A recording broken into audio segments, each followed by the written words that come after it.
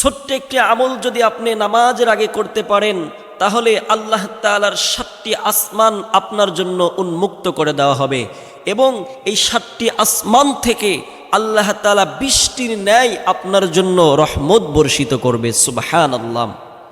এই ছোট্ট একটি আমল আমরা নামাজে দাঁড়ানোর আগে আমলটি করার চেষ্টা করব ভাইরা। এই আমলটা একদম সহজ একটি আমল, বাক্যগুলো সহজ, উচ্চারণ করতেও সহজ। আমরা চেষ্টা করব এই বাক্যগুলো শিখে প্রত্যেক নামাজের আগে এটা আমল করার জন্য, কারণ এই আমলের অনেক ফজিলত রয়েছে। যেমন আল্লাহ রসুল সাল্লাল্লাহু আলাইহি সাল্লাম মসজিদে নববীর মধ্যে নামাজ পড়তেছিলেন, হঠাৎ করে একজন সাহাবী পিছন থেকে এই আমলটি করেছিলেন। আল্লাহর নবীর সাহাবী নতুন একটি বাক্য বলে ফেললেন। আল্লাহর রসুল নামাজ শেষ করার পরে সাহাবীদেরকে বলতেছিল, সাহাবী দল, তোমাদের মধ্যে কে এমন নতুন একটা বাক্য কয়ে ফেলছো, কে আসো? সকল সাহাবীরা ভয় পাচ্ছেন যে রসুল কি বলবেন। এর জন্য কোনো সাহাবী রসুলের সামনে কথা বলতে পারতেছেন না। আল্লাহ রসুল বললেন, ভয় নাই, বলো তোমাদের মধ্যে কে এমন আছো এই বাক্যটি বলছো।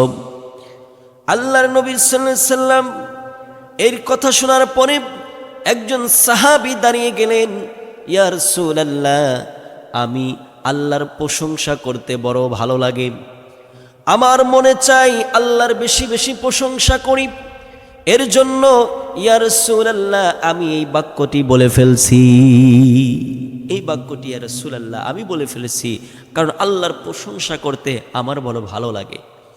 আল্লাহর রসুল বললেন, তাহলে শোনো, তুমি এই বাক্যটি বলে ফেলছো, কিন্তু তুমি জানো না আল্লাহ তোমার জন্য 7টি আসমানের দরজা উন্মুক্ত করে দিয়েছে।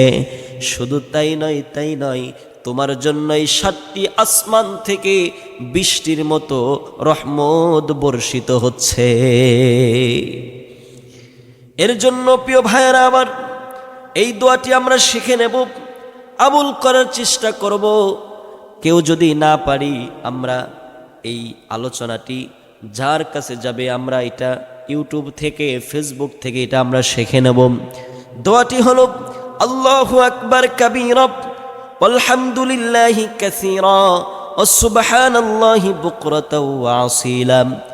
এই দোয়াটি যদি আপনি পড়তে পারেন নামাজের আগ মুহূর্তে, তাহলে আল্লাহ আপনার জন্য 7টি আসমানের দরজা উন্মুক্ত করে দিবে এবং আসমান থেকে আপনার জন্য বৃষ্টির মতো রহমত বর্ষিত হবে।